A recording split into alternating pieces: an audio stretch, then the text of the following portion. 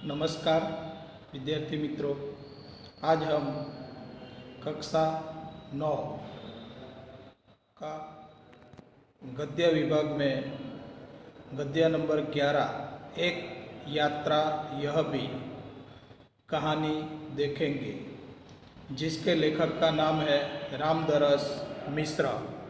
उनका जन्म सन 1924 में हुआ था। रामदरस मिश्रा जी हिंदी साहित्य के प्रथम कोटि के साहित्यकार हैं। आपने कहानियाँ, काव्य एवं उपन्यास आदि क्षेत्रों में अपनी कलम चलाई है। आपके बहुचर्चित उपन्यास है जल टूटता हुआ और पानी के प्राचीर। आपकी कविताओं के संग्रह है बेरंग बेनाम चिट्ठियाँ, पक गई है धूप, जुलूस कहाँ जा रहा है, आम के पत्ते। आपके कहानी संग्रह है खाली घर, बसंत का एक दिन, 61 कहानियाँ तथा मेरी प्रिय कहानियाँ। आपके पत्ते, आम के पत्ते काव्य संग्रह को व्यास सम्मान से सम्मानित किया गया है। आपका हिंदी साहित्य के शिखर सम्मान एवं उत्तर प्रदेश हिंदी संस्थान के भारत भारती पुरस्कार से प्रतिष्ठित किया गया है।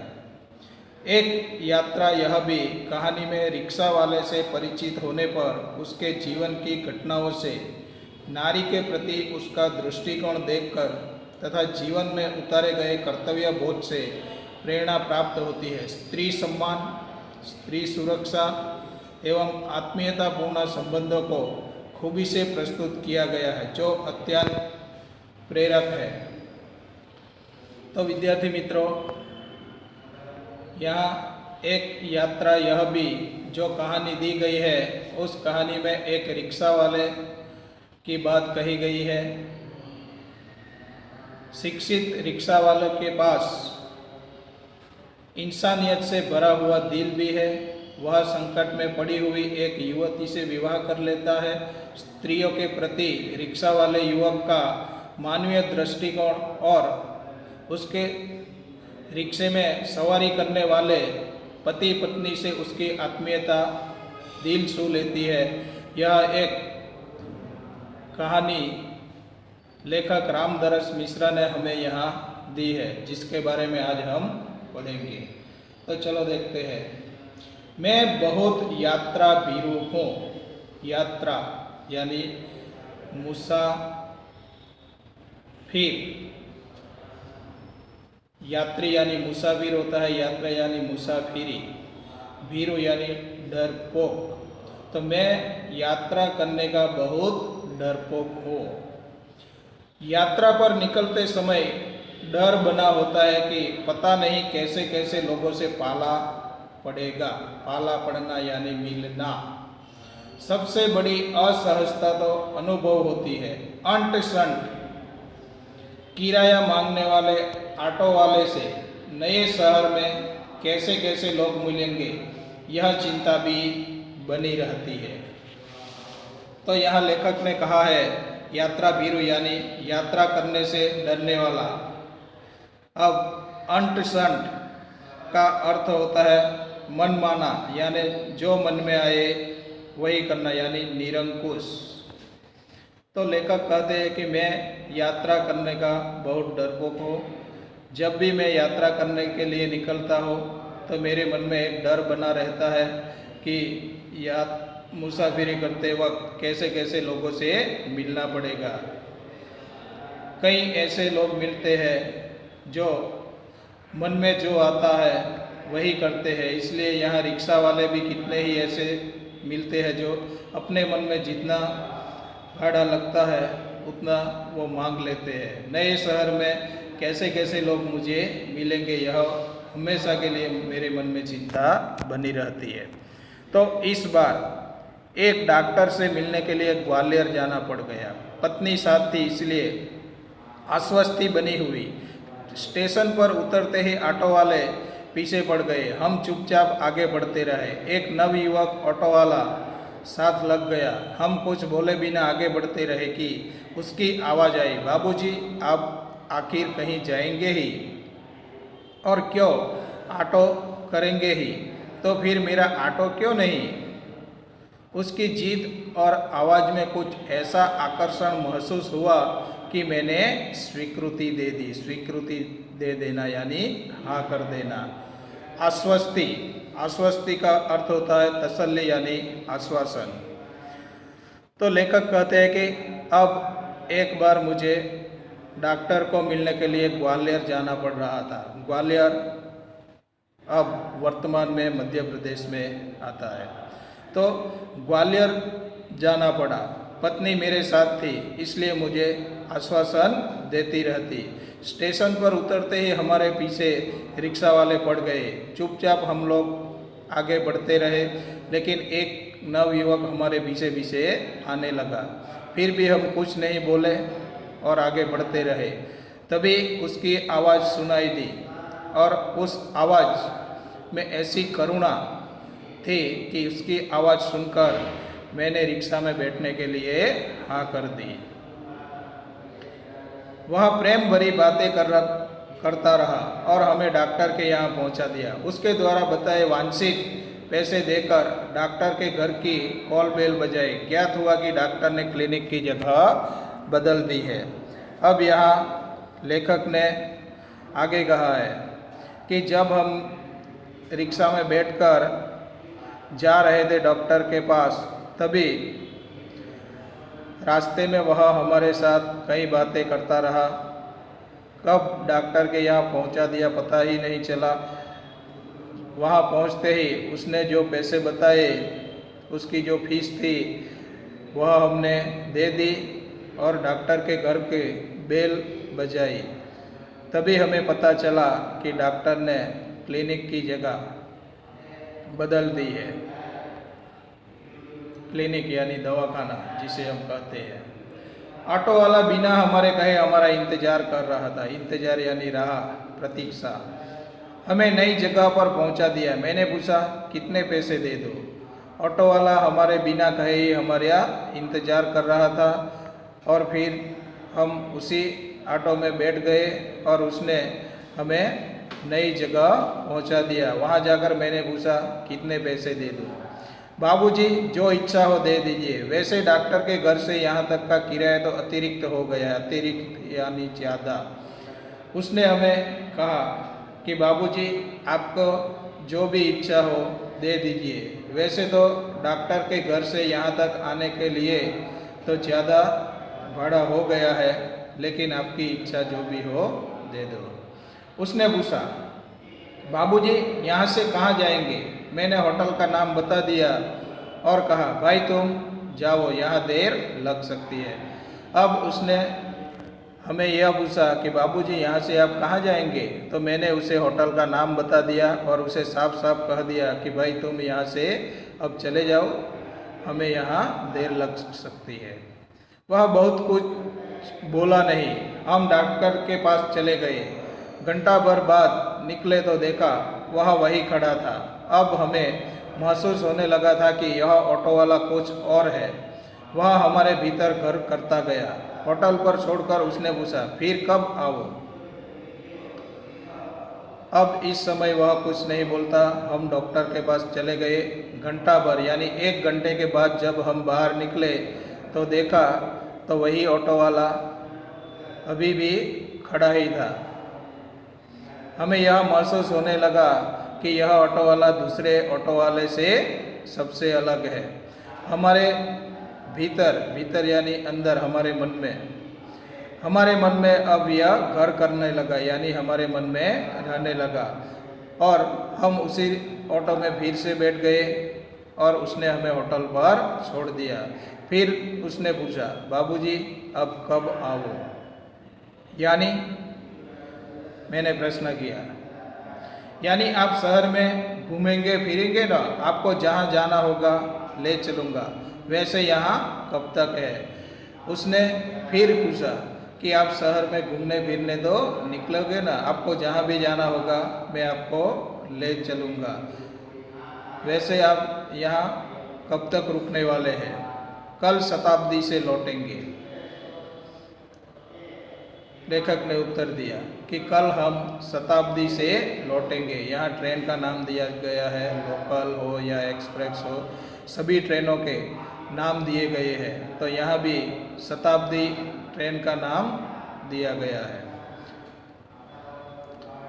तो आपको घुमाने के लिए कब आ जाओ, उसने फिर से प्रश्न किया था। तो आपको फिर घूमने फिरने के लिए ले जाने के लिए कब आओ? भाई आज तो थके हैं, आराम करेंगे, कल घूमेंगे। मैंने साफ उसे कह दिया कि भाई आज तो हम थक गए हैं, आज तो आराम ही करना है, कल घूमने निकलेंगे। ठीक है बाबूजी, यह रहा मेरा मोबाइल नंबर, मुझे फ़ोन करके बुला लीजिए। ठीक है बाबूजी, ऐसा कहकर उसने हमें उसका मोबाइल नंबर दे दिया और कहा जब भी आपको घूमने जाने की इच्छा हो मुझे फ़ोन करके बुला लीजिएगा। अरे तुमने अपना नाम तो बताया ही नहीं।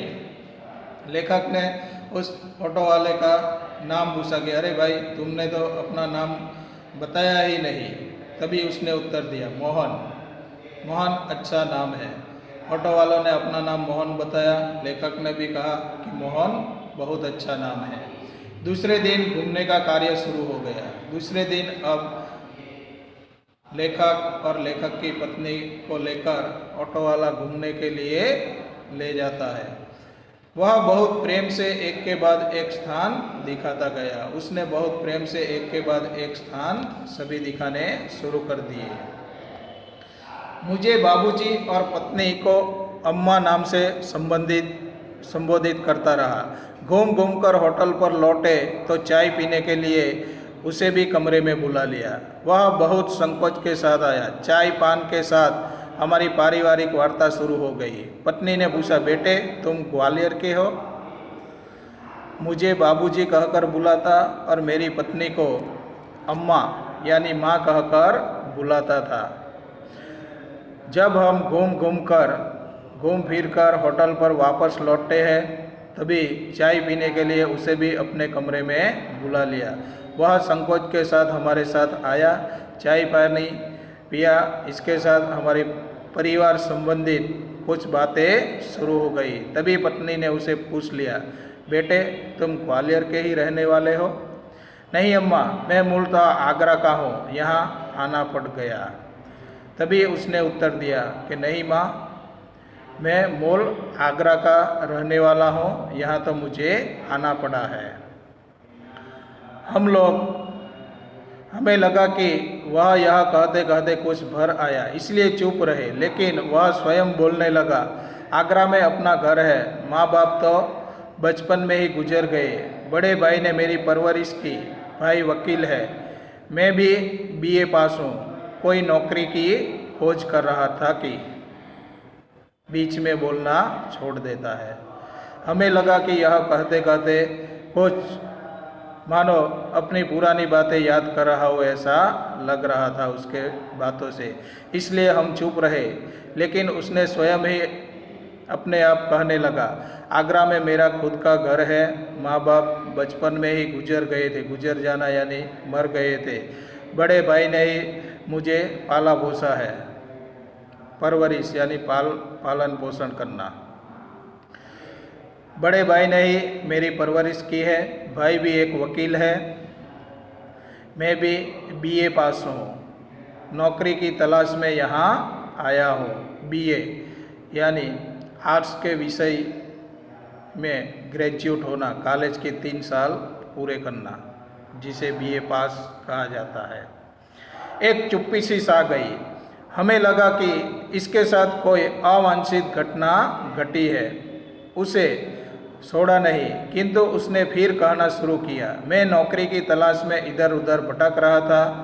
एक दिन भटक कर लौट रहा था कि रास्ते में एक परिचित लड़की मिल गई। बदहवासी घिघियाती हुई बोली, मोहन मुझे बचा लो। एक चुप्पी सी सा गई। बीच में बोलना छोड़ देता है और बिल्कुल बोलना बंद कर देता है। अब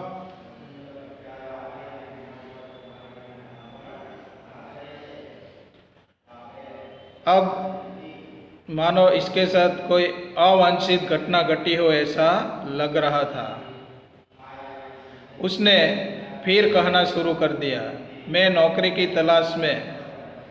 तलाश यानी खोज में इधर उधर घूम रहा था कि एक दिन घूमकर वापस लौट रहा था, तभी रास्ते में एक पहचान वाली लड़की मिल गई जो गिग्याती हुई यानी करुण स्वर में प्रार्थना करने लगी कि मोहन मुझे बचा लो। क्यों, क्या हुआ? मैंने तुरंत प्रश्न किया कि क्यों, क्या हुआ आपको? मेरा बाप एक अधेड़ के हाथ मुझे बेच रहे हैं, मैं कुएं में गिरकर जान दे दूंगी, किंतु उस खटोस अधेड़ के साथ नहीं जाऊंगी। तभी उसने मुझे बताया कि मेरा बाप एक अधेड़ जिसकी उम्र ज़्यादा हो ऐसा व्यक्ति जिसे अधेड़ कहा जाता है, खटोस यानी अप्रिय। मेरा बाप जिसकी उम्र एक ज़्यादा हो गई है ऐसे व्यक्ति के साथ मेरी शादी कर रहे हैं। मैं कुएं में गिरकर अपनी जान दे दूंगी। जान दे देना यानी मर जाना। मैं कुएं में गिरकर मर जाऊंगी, लेकिन मुझे जो अच्छा नहीं लगता उस व्यक्ति के साथ मैं कभी नहीं शादी करूंगी। मैं बहुत असमंजस में पड़ गया। क्या करूं? कर भी क्या सकता हूं? मुझे लगा कि स्टेशन चलना चाहिए। वहां उसे ले गया और थानेदार से हकीकत बयान की। वे कुछ देर सोचते रहे कि क्या किया जा सकता है। मैं बहुत सोच विचार में पड़ गया। असमंजस यानी सोच विचार में पड़ जाना। सोच विचार में पड़ गया। मुझे क्या किया जाए वह समझ में ही नहीं आ रहा था। तभी मुझे मन में एक विचार आया कि अब मुझे उसे थाने ले जाना चाहिए। स्टेशन यानी थाना, पुलिस स्टेशन जिसे हम कहते हैं, पुलिस स्टेशन ले जाना चाहिए। वहाँ जाकर थानेदार यानी पुलिस थाने का मुख्य अधिकारी जो होता है उसे थानेदार कहते हैं। तो थानेदार से मैंने जो सच था वह सब कुछ कह दिया। वे भी कुछ देर तक सोचते रहे कि अब क्या किया जा सकता है। थानेदार साहब बोले,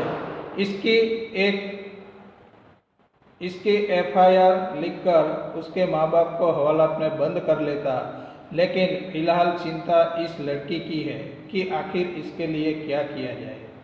थानेदार साहब थोड़ी देर के बाद बोले कि इसकी एफआईआर लिखकर इसके माँ बाप को मैं जेल खाने में बंद कर देता, लेकिन चिंता इस बात की है कि इसके लिए अब क्या किया जाए। यहाँ थानेदार के द्वारा एफआईआर शब्द जो बोला गया है इसका पूरा नाम होता है फर्स्ट इंफॉर्मेशन रिपोर्ट। एक छोटी सी चुप्पी के बाद वे एकाएक बोले, तुम्हारी शादी हो गई है? मैंने न में सिर हिलाया। तो बोले, तुम इससे शादी क्यों नहीं कर लेते? थोड़ी देर बाद कोई कुछ नहीं बोलता। इसके बाद थानेदार एकाएक बोल उठे, यानी एकाएक यानी अचानक, सहसा अचानक बोल उठे, तुम्हारे शादी हो गई है? मैंने ना में सिर हिला दिया। तो उसने तुरंत मुझे कहा कि आप शादी क्यों नहीं कर लेते? मैं तो इस आकस्मिक प्रस्ताव से चकरा गया, किंतु कुछ पल बाद लगा कि इसमें बुराई क्या है। मैंने कहा, सर इससे तो पूछ लीजिए। आकस्मिक यानी अचानक। आकस्मिक थानेदार ने मुझे कहा तो मुझे भी समझ में नहीं आया। कुछ पल के लिए मैं भी सोचने लगा, लेकिन फिर मैंने सोचा कि इसमें बुराई भी क्या है, खराब बात भी क्या है। मैंने तभी थानेदार से कह दिया कि थानेदार साहब,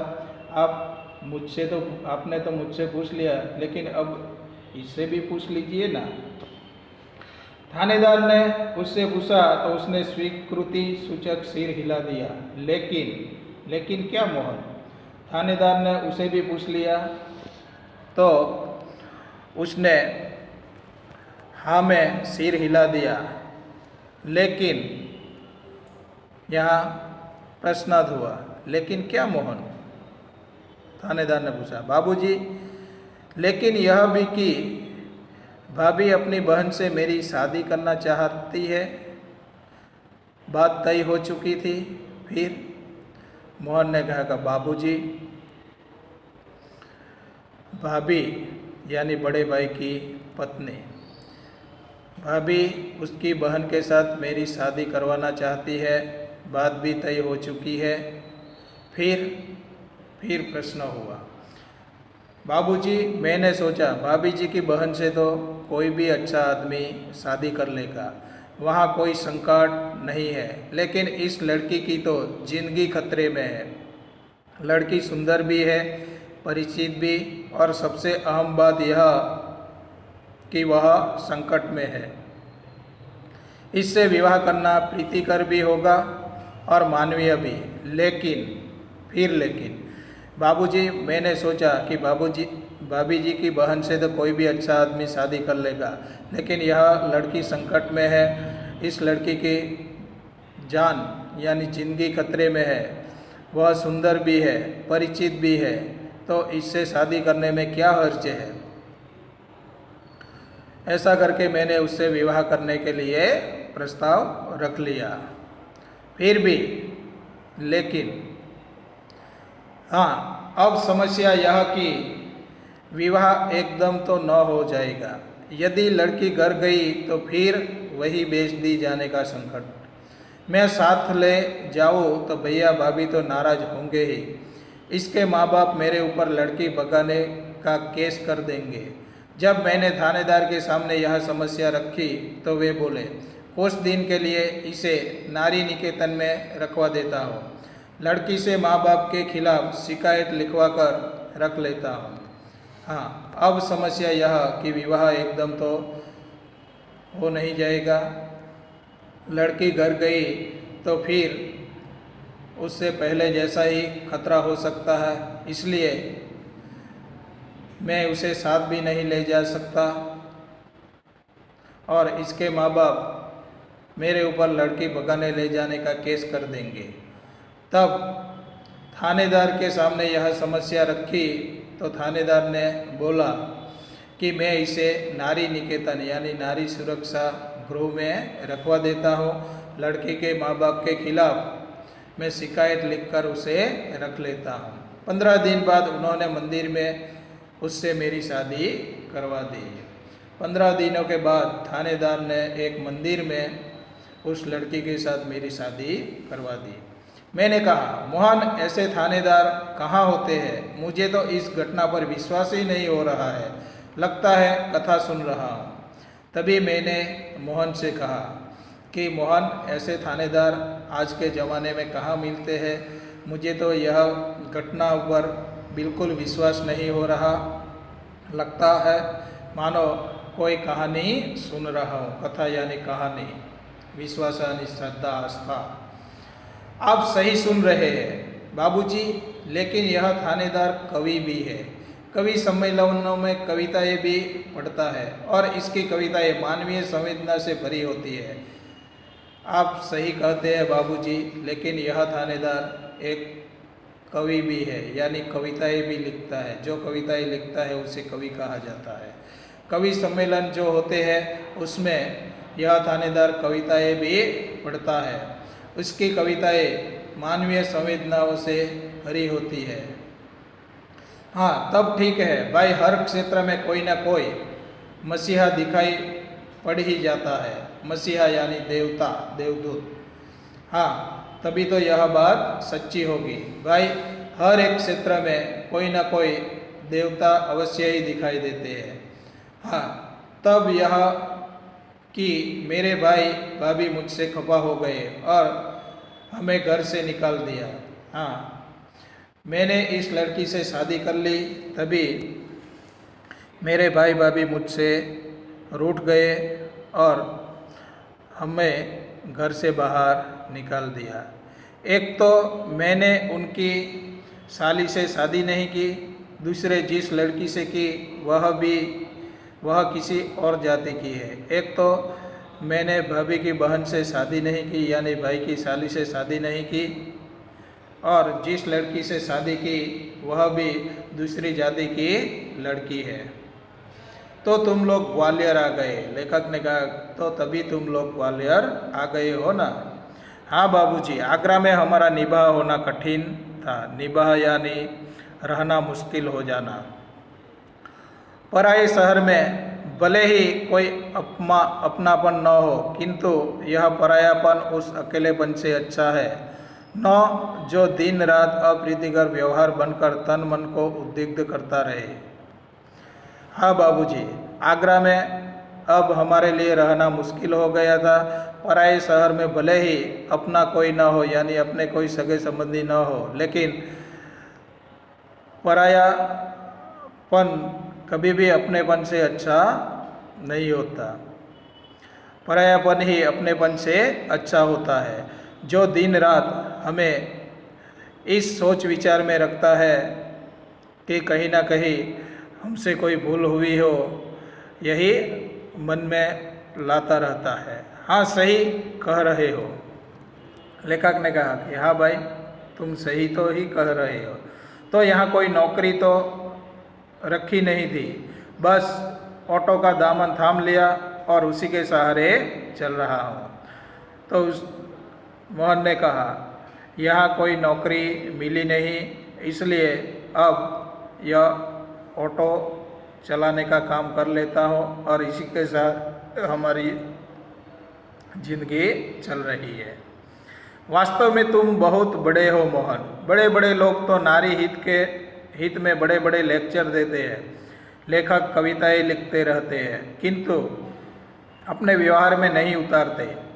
लेकिन तुमने तो बहुत सहज भाव से एक लड़की को दुर्दशाग्रस्त होने से बचा लिया और अपने जीवन के साथ उसे सम्मानपूर्वक लगा लिया।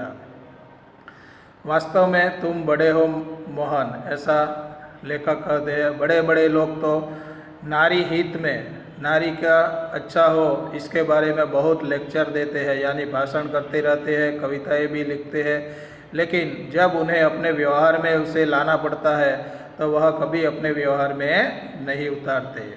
तुमने तो बहुत ही सरलता से इस लड़की से शादी कर ली और उसे दुख से बचा लिया है।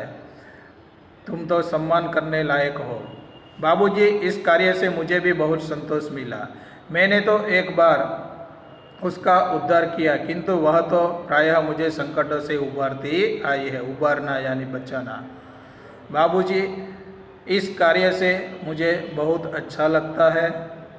मैंने तो एक ही बार उसका उद्धार किया, लेकिन एक ही बार उसकी जान बचाई है, लेकिन उसने तो हर बार जब भी मैं संकट में हो मुझे वह संकट से बचाती रहती है। मोहन की यह कहानी हम पर छा गई और वह हमारे मन में कितना बड़ा हो गया।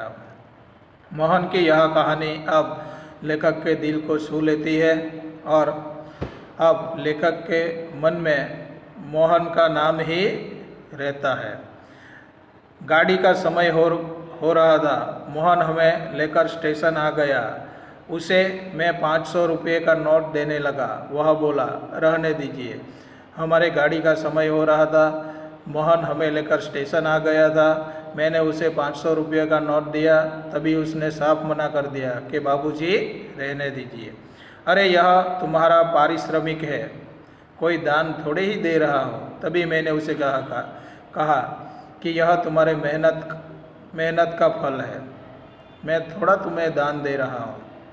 बाबूजी, मैंने माँ बाप का प्यार नहीं पाया। कल से ही लग रहा है कि माँ बाप मिल गए हैं।